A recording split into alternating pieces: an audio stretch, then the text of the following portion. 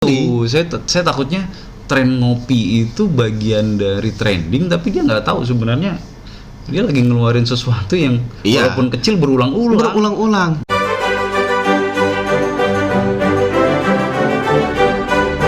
Based on experience lo kalau lihat karyawan, apa dulu yang lo lihat dari pola pikirnya? Yang pertama, mindsetnya pasti open mind dong. Ya, open mind itu penting. Jadi dan itu terlihat dari semua ya, baik itu dari anggota tubuhnya, dari cara dia berbicara, kemudian gerakan matanya. Biasanya tuh kelihatan orang open mind. Orang defensif itu juga bisa kelihatan. Defensif ya, iya, jadi gerak gestur tubuhnya, walaupun saya sebenarnya nggak punya keilmuan di bidang itu, tapi kelihatan sekali. Dari segi feeling pasti kelihatan ya kalau orang ini defensif gitu ya. Sangat kelihatan. Kalau dari secara berpikir kritisnya? Nah itu, kalau gitu kan kita memang harus agak detail ya nanya. Detailnya begini, kita harus ngasih dia contoh kasus, ya, sehingga kita lihat bagaimana cara dia menerapkan atau mencari problem solving dari kasus itu. Ya, itu yang harus kita berikan ke dia tuh. Lo kasih contoh yang umum atau yang sederhana atau yang memang langsung di lapangannya tergantung pada saat kita masuk sebagai interview user misalnya gitu, atau kita sebagai user gitu kan, kita langsung aja ke detailnya, nggak usah pakai umum gitu loh.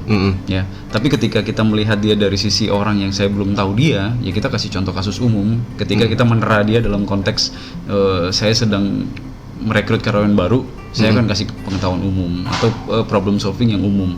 Tapi kalau ternyata itu adalah anggota saya sendiri, saya nggak perlu lah, langsung aja detail kepada problemnya apa. Langsung detail kepada problemnya. Yes. Biasanya lu punya patokan berapa lama untuk bisa menentukan bahwa orang ini berpikirnya cepat dan kritis? Pernah saya baca di beberapa literatur, itu seharusnya tidak sampai dalam waktu 3 atau 5 menit ya. Tidak sampai 3 atau 5 menit? Ya. Biasanya begitu, walaupun secara struktur memang tidak detail terhadap problemnya, tapi setidaknya urutan mencari akar masalah itu kelihatan. Ya. Lu ceritain dong, kalau lu misalnya menemukan masalah nih dari segi lu nih, bagaimana cara lu dari awal nge-breakdown dari awal menemukan masalah hingga akhirnya menemukan solusi. Jadi agak panjang sebenarnya ya, tapi metodologinya sangat banyak untuk melihat berpikir kritis. Biasanya memang kalau kita mau lihat berpikir kritis itu kita lihat dari masalahnya apa, ya kan? Kemudian toolsnya apa, yang kemudian muncul idenya apa. Jadi yang saya breakdown baru 3 nih. Tapi sebenarnya di dalam 3 tadi itu baru subnya lumayan banyak tuh. Ya, contoh. Ketika kita coba mencari masalah, yang pertama tadi, mendefine sebuah masalah itu tidak bisa masalah yang muncul di permasalahan di atasnya.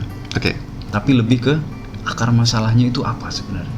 Ya, ketika Anda melihat bahwa Anda kekurangan uang, itu bukan berarti Anda uangnya yang kita cari, tapi source-nya di mana. Kemudian apa aja yang keluar. Itu yang perlu kita cari. Apakah saya memang kekurangan ataukah saya pemborosan? Ya, itu ngomong contoh. Yang paling gampang nih gue ngasih contoh karena uang gitu loh. Jadi uang orang tuh gampang melihat, gampang nerkanya ya. Iya. Jadi ngomongnya, wah saya kekurangan duit nih, bilang gitu. Pertanyaan gue balik, emang lu kekurangan atau lu keborosan sehingga lu nggak tahu? Artinya apa? Idenya bisa 2 nanti. Bisa mencari ladang usaha baru atau penambah income baru, atau yang kedua, lu tekan fixed cost-nya sebanyak-banyaknya.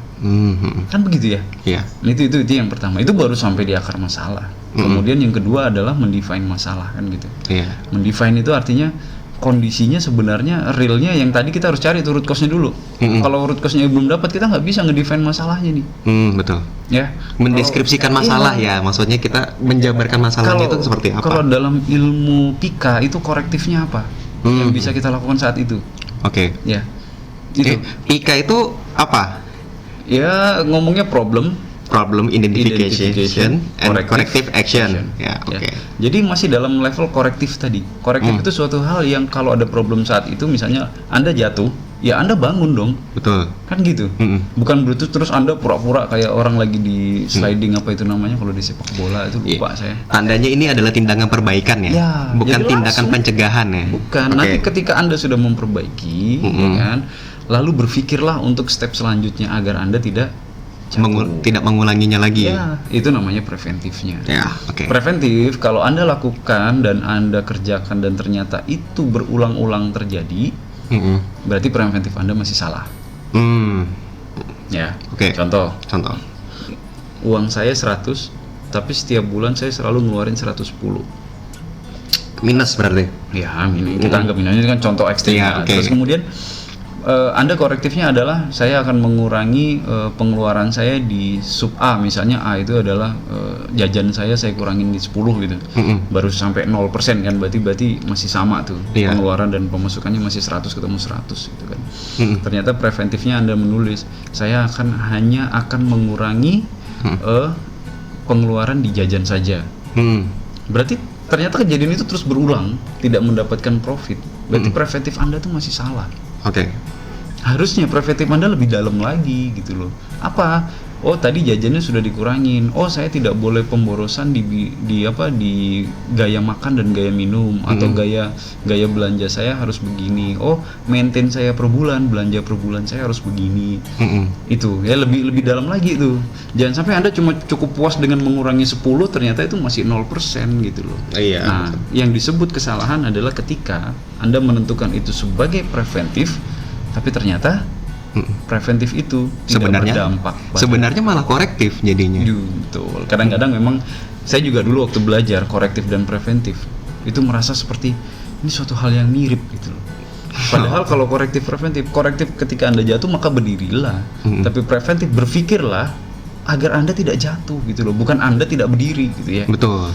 Jadi agak jauh memang berpikirnya jauh ke belakang gitu loh. Berpikirnya memang sampai 4 sampai 5 langkah ke depan memang sebenarnya gitu. Jadi itu berpikir kritis ya. Karena kalau dia nggak berpikir kritis sebenarnya preventif itu tidak akan terjadi. Nah, itu manfaatnya yang lo bisa dapat gitu dari cara berpikir kritis dari kehidupan sehari-hari deh. Kalau ngomong kehidupan sehari-hari sangat tergantung pada di mana kita punya keilmuan ya. Dulu juga waktu saya belum punya keilmuan, saya berpikirnya apa yang saya kerjakan hari ini ya saya kerjakan saja tanpa ada perhitungan kalkulasi di belakangnya, entah itu nanti keuangan saya cash in saya bakal begini, cash flow saya bakal begini, nggak begitu. Nah, yang jadi insight bagi saya pribadi gitu adalah ketika saya berpikir kritis, ternyata saya bisa mengatur hidup saya tuh.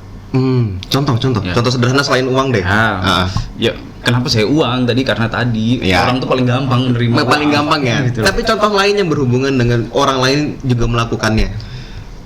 Saya nggak tahu nih dilakukan oleh orang lain apa enggak. Contoh misalnya saya punya waktu ya. Nah, saya ngomong waktu deh. Biasanya Sabtu dan Minggu itu adalah momen buat keluarga tuh. Ya. Tapi kadang-kadang ada negosiasi loh. Kadang-kadang kalau di posisi saya customer itu ada kalanya Sabtu dia minta begini, Minggu dia minta begini. Kan? Ngomongnya after office lah gitu kan. Betul. Waduh. Itu harus di-clearkan tuh dengan keluarga gitu loh. Karena apa? Bisa jadi mereka akan berpikir sebaliknya loh. Saya hanya membuang-buang waktu tanpa ada urusan terhadap income saya gitu kan. Nah, itu. Betul. Jadi pada saat saya mengatur waktu, sebenarnya saya sudah negosiasi dengan istri saya terutama gitu kan. Pada saat jam sekian saya akan sekian sehingga apa? Sebenarnya sekretaris saya itu ada di istri saya loh. Oh ya, enak ya jadinya kalau nggak pernah nelpon saya Senin Kamis. Dia nggak pernah nelpon gua. Jadi Senin Kamis mau pulang jam berapa dia nggak pernah nelpon. Senin sampai Kamis ya, bukan hari Senin sama Kamis ya. Senin sampai Kamis. Tapi kalau Jumat saya pulang lebih jam 8 dia udah nelpon. Karena dia tahu besoknya adalah Sabtu. Oh. Ya, jadi apa? Di situ ngomongnya korektif tadi ya. Kembali ke korektif dan preventif tadi, bahwa sebelumnya itu kalau saya tidak atur seperti itu hampir pengeluaran saya itu nggak terkontrol. Oke. Bener. Apa hubungannya sebenarnya gitu kan? Iya, pertanyaannya hubungannya apa gini? Di saat saya tidak mengontrol itu, ya kan? Saya seperti orang yang punya banyak sekali duit. Oh iya, pasti. Ya. Karena nggak ada prioritas di dalamnya. Ya. Jadi pada saat saya bilang Senin sampai Kamis saya begini ke istri saya, istri saya tuh jadi tahu, gitu kan? Dia hanya mengontrol waktu, dia tidak mengontrol duit saya gitu. Betul. Tapi pada saat di situ korektifnya adalah saya tidak akan mengeluarkan sesuatu yang tidak ada hubungannya dengan urusan kantor yang pertama. Oke. Karena ada benefitnya kalau ngomong urusan kantor ya. Betul. Jadi ada intimasi, ada customer relationship dan segala macam gitu kan. Jadi saya sepertinya keluarin modal gitu. Iya. Nah, tapi kalau ternyata saya hanya huru-hara seperti nongkrong sana, Hura-hura. ya. Nongkrong sana, nongkrong sini gitu kan, nggak jelas gitu loh. Iya, Dulu itu saya sering banget tuh. Oh, anak muda bahkan sangat sering sekali. Saya takutnya tren ngopi itu bagian dari trending, tapi dia nggak tahu sebenarnya dia lagi ngeluarin sesuatu yang Iya. walaupun kecil berulang-ulang. Berulang-ulang. Kita nggak nyalahin ngopinya ya. Enggak lah, siapa? Tapi Saya suka ngopi. benefit apa yang lo dapatkan dari ngopi? Kan itu sebenarnya yang dicari ya. Itu Gitu. maksud saya. Jadi kalau misalnya ngopi lu 50.000, tapi ternyata omongannya cuma sampai sana berempat ternyata megang HP masing-masing. Nah, Mabar, main aduh. main game Iya, gitu ya. itu menurut saya buang-buang waktu. Mm-mm. Jadi ngopi itu misalnya dari jam 8 sampai jam 10, 2 jam cukup. Mm-mm. 75.000 misalnya begitu kan, ngopi gitu kan. Tapi ada isi di balik itu. Walau- Itu yang bagus. Walaupun belum dapat benefitnya Oh, nggak sekarang bisa. gitu ya. Benefit itu tidak bisa didapat saat itu. Iya, Ada benar. juga, tapi Ada. memang setelah intimasi atau pertemuan yang kesekian kalinya. Kesekian kalinya gitu. Bukan yang direct langsung gitu. Enggak. Walaupun ada juga sih sebagian yang Walaupun memang ada yang seperti itu, Ya. tapi kan intinya kita dari mengobrol, ngopi atau semacamnya Ya. gitu, memang harus ada maknanya. Betul. Entah itu kita berbagi ilmu ataupun berbagi ya sharing bisnis atau semacamnya. Karena seperti itu ya gitu, jadinya. Ini malah jadi lanjut ke ngopi nih jadinya nih kalau kayak gini nih. Oke. saya jadi pengen ngopi. Sama, saya juga jadi pengen ngopi sih sebenarnya.